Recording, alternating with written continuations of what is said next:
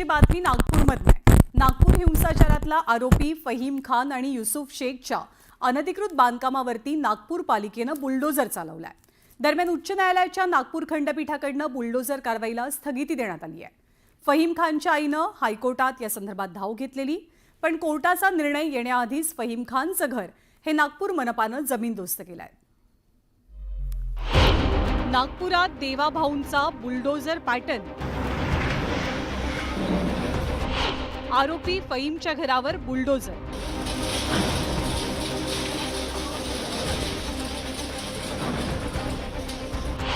दंगलखोरांच्या घरावर बुलडोझर चालवला।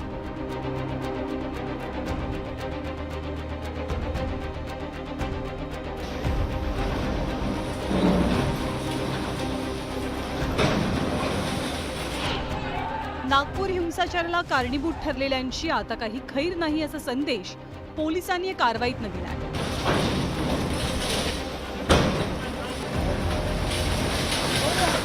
हिंसाचार प्रकरणाचा सूत्रधार फहीम खानच्या घराच्या अनधिकृत बांधकामावर पालिकेनं बुलडोझर फिरवला। सोमवारी सकाळीच महापालिकेचं अनधिकृत बांधकाम विरोधी पथक संजय बागमधल्या फहीमच्या घरी दाखल झालं आणि मग कारवाईला सुरुवात झाली।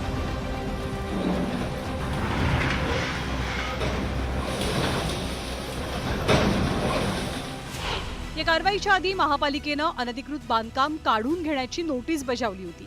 त्यासाठी फहीमच्या कुटुंबाला 24 तासांची मुदत दिली गेली। या कारवाईआधीच फहीम खानच्या कुटुंबियांनी घर रिकामं केलं।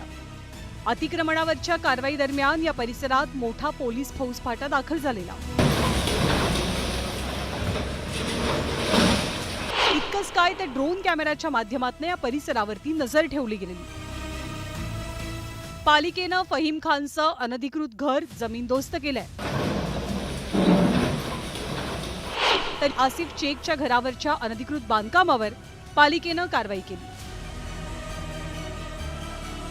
जो बांधकाम जो है इनका, उसके जांच की हमको आदेश थे, उसके हिसाब से हमने जांच की है। बाकायदा फिर उसको MRTP एक्ट 53(1) के हिसाब से नोटिस दिया गया 24 घंटे का, और जैसे ही वक्त होता है पूरा होने के बाद में ये कार्रवाई यानी माननीय वरिष्ठ के आदेश से हो रहा है। जे बाकी जे सहाय्य म्हणजे video shooting, drone shooting, photography, त्याचप्रमाणे ॲम्ब्युलन्सची व्यवस्था, फायर ब्रिगेडची व्यवस्था, अशा प्रकारची सगळी व्यवस्था ठेवलेली आहे आणि आजूबाजूच्या गल्ल्यांमध्ये बंदोबस्त आहे, पेट्रोलिंग आम्ही ठेवलेली आहे आणि कुठेही हे प्रक्रिया पूर्ण जी आहे ती अतिशय शांततेत सुरू आहे।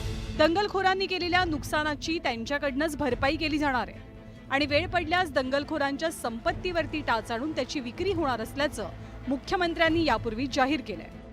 महाराष्ट्र में हम लोग अपने तरीके से कार्रवाई करते हैं। जहां बुलडोजर चलाने की आवश्यकता होगी वहां चलेगा, जहां गलत काम होगा उसको रौंदा जाएगा, किसी को बख्शा नहीं जाएगा। उत्तर प्रदेशचे मुख्यमंत्री योगी आदित्यनाथांनी गुन्हेगारांच्या विरोधात बुलडोझर पॅटर्न राबवल्यानंतर त्याची देशभरात चर्चा झाली, पण या प्रकरणी सुप्रीम कोर्टानं बुलडोझर न्यायावरती आक्षेपही नोंदवलेला। आता उत्तर प्रदेशानंतर महाराष्ट्रात पहिल्यांदाच दंगेखोरांच्या अनधिकृत बांधकामांवरती बुलडोझर चाललाय। दरम्यान पालिकेच्या कारवाईवरती सामाजिक कार्यकर्ते अंजली दमानी यांनी सवाल उपस्थित केले।